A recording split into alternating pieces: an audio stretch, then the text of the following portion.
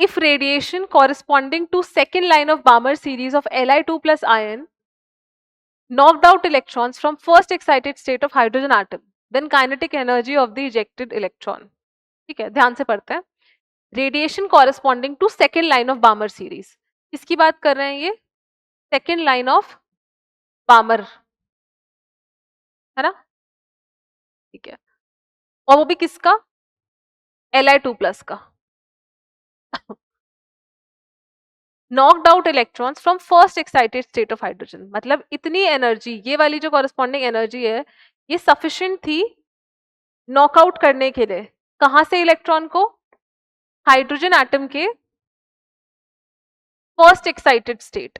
First excited state मतलब second level पे, है ना? Then kinetic energy of the ejected electron. आपसे पूछ रहा है कि इस प्रोसेस में काइनेटिक एनर्जी कितनी होगी एमिटेड इलेक्ट्रॉन की. तो सबसे पहले तो आप देखो हाइड्रोजन एटम को, H को फर्स्ट एक्साइटेड स्टेट यानी सेकेंड लेवल में कितनी एनर्जी चाहिए होती है बाहर जाने के लिए? समझ रहे हो? तो कितनी चाहिए होती है? 13.6 इंटू Z². कितना है मेरे पास? Z तो 1 है, अपॉन में 1/N1. कहां से भेजना है आपको? बाहर. नॉकआउट मतलब बाहर, इन्फिनिटी पे नॉकआउट. तो N1 क्या है हमारे पास? 2, क्योंकि फर्स्ट एक्साइटेड स्टेट मतलब N इज इक्वल्स टू 2. 2 का स्क्वायर माइनस 1 कहाँ भेजना है? इन्फिनिटी पे. तो ये क्या हो जाएगा? 13.6 अपॉन में 4. कितना हो जाएगा ये? 3.4 EV. ठीक है, तो 3.4 EV है ना. अब second line of Balmer series, second line of Balmer series में कितनी चाहिए होती है? यहां से हम जब एनर्जी निकालेंगे, बामर सीरीज का सेकेंड लाइन मतलब ये हमारे पास लाइमन, ये हमारे पास बामर, एस्टन, ब्रैकेट. अब देखो बामर में फर्स्ट लाइन आएगी जब ये होगा, मतलब N1 का वैल्यू 1 2 3 4. सेकेंड लाइन कब आएगी? जब 4 से 2 में आएगा, यानी यहां से यहाँ पे, है ना. तो 4 से 2 में आएगा जब कितनी एनर्जी लगेगी वो हम कैलकुलेट कर सकते हैं. कैसे? या तो इस फॉर्मूले से करेंगे,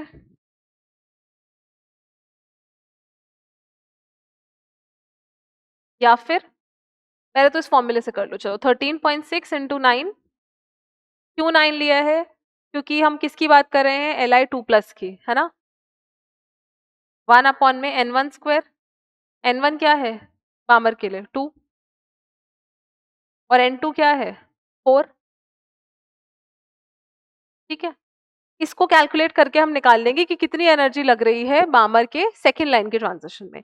अब इसके लिए एक शॉर्ट मेथड देखें तो मुझे क्या पता है, यहाँ पे देखो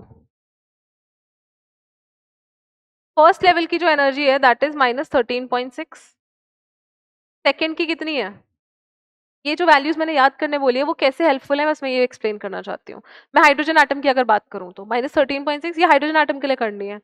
ये हो गया -3.4, ये हो गया हमारे पास -1.5, और ये हो गया -0.84. कहाँ से आ रहा है? 4 से 2 में, यानी 0.84 से 3.4. कितना एनर्जी डिफरेंस है? क्या ये डिफरेंस 2.55 वोल्ट के इक्वल नहीं है? ईवी 0.84 3.4 इन दोनों का जब डिफरेंस लेंगे तो कितनी एनर्जी लगेगी? 2.55 ईवी. किसको? हाइड्रोजन एटम को. तो ये एनर्जी लिथियम, लिथियम है ना.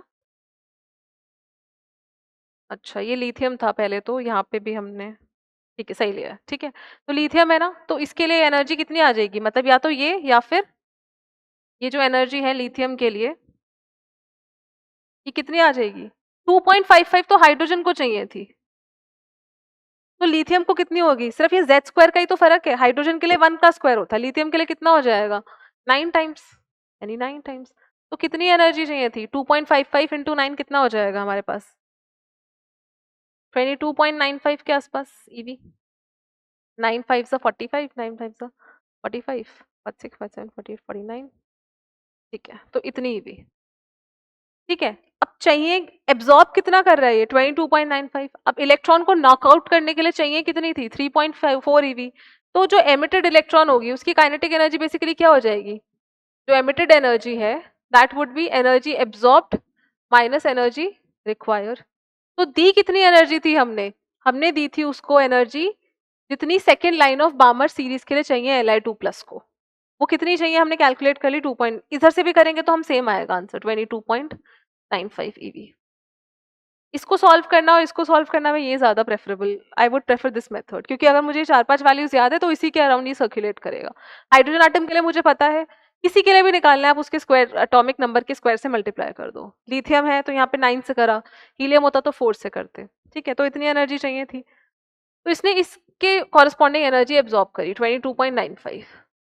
अब चाहिए कितनी थी बाहर निकालने के लिए, इलेक्ट्रॉन को फर्स्ट एक्साइटेड स्टेट से बाहर निकालने के लिए एनर्जी चाहिए कितनी थी 3.4 EV।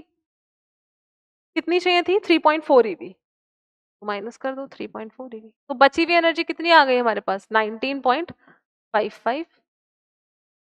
तो kinetic energy of the ejected electron या एमिटेड एनर्जी किसके बराबर आ जाएगी 19.55 EV।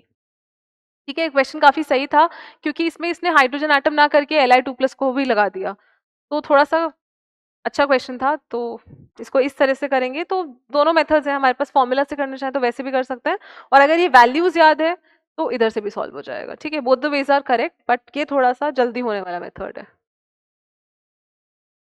क्योंकि इस क्वेश्चन में याद बहुत सारी चीजें रखनी है कि Li2+ को भी ध्यान में रखना है, सेकेंड लाइन ऑफ बामर ट्रांजिशन भी याद करना है, फिर हाइड्रोजन एटम का भी फर्स्ट एक्साइटेड के लिए देखना है, तो इन्फॉर्मेशन बहुत सारी थी, है ना। तो नेक्स्ट क्वेश्चन देख